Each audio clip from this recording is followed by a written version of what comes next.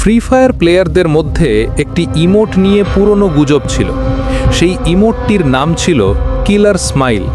এটি ডায়মন্ড দিয়ে কেনা যেত না, বরং কিছু অশুভ কাজ করে আনলক করতে হতো। অপূর্ব, যে ইমোটের প্রতি আসক্ত ছিল, সে এটি পাওয়ার জন্য মরিয়া হয়ে উঠল। একদিন সে একটি গোপন নির্দেশিকা পেল।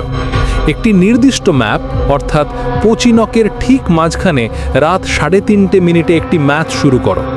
প্রথম কিলটি কেবল হাত দিয়ে করতে হবে এবং কিল করার পর ইমোট বক্সের দিকে তাকিয়ে 10 সেকেন্ড অপেক্ষা করতে হবে। অপূর্ব সেই রাতে ঠিক 3:30 মিনিটে ম্যাচ শুরু করল। সে পোচিনকের মাঝখানে নেমে একজন এএফকে প্লেয়ারকে খুঁজে পেল এবং তাকে হাত দিয়ে কিল করল। কিল করার সাথে সাথেই তার ফোনটা বিদ্যুতের মতো চমকে উঠল। অপূর্ব ইমোট বক্স খুলল এবং দেখল তার কালেকশনে যোগ হয়েছে সেই নতুন ইমোট কিলার স্মাইল। ইমোটটির প্রিভিউ ছিল এক বিভৎস হাসি, যা দেখলে মনে হয় কেউ মারাত্মক যন্ত্রণা নিয়ে হাসছে। অপূর্ব সেই ইমোটটি ব্যবহার করে একটি ম্যাচ খেলল। যখনই সে কোনো প্লেয়ারকে নক করে এই ইমোটটি দিত, সাথে সাথে সেই প্লেয়ারটি গেম থেকে ডিসকানেক্ট হয়ে যেত। বন্ধুরা তাকে সতর্ক করলেও অপূর্ব পাত্তা দিল না। সে এই কিলার স্মাইল ইমোট দিয়ে পরপর 7টি ম্যাচে বুইয়া করল। 7ম ম্যাচের পর যখন অপূর্ব ফোনটি চার্জে দিল, তার স্ক্রিনটি হঠাৎ নিজেই অন হয়ে গেল। স্ক্রিন জুড়ে তার ফ্রি ফায়ার চরিত্রের মুখটা ভেসে উঠল, আর সেই মুখটা ধীরে ধীরে কিলার স্মাইলের হাসি হাসতে শুরু করলো। অপূর্ব ফোন ছুঁড়ে ফেললেও হাসিটা বন্ধ হলো না। তারপর আসল আতঙ্ক।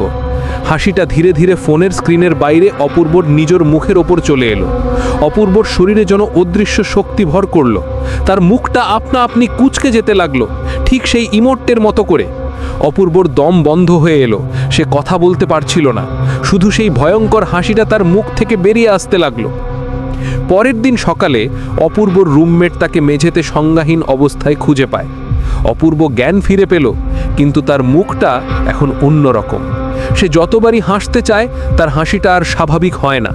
এটি সবসময়ই সেই কিলার স্মাইলের মতোই বিভৎস আর স্থির হয়ে যায়।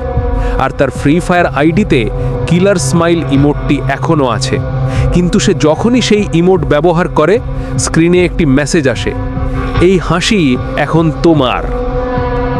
ভিডিওটা দেখলে ঠিক আছে, কিন্তু লাইক সাবস্ক্রাইব না দিলে আজ রাতেই তোমার স্ক্রিনে ওই হাসিটা ফিরবে।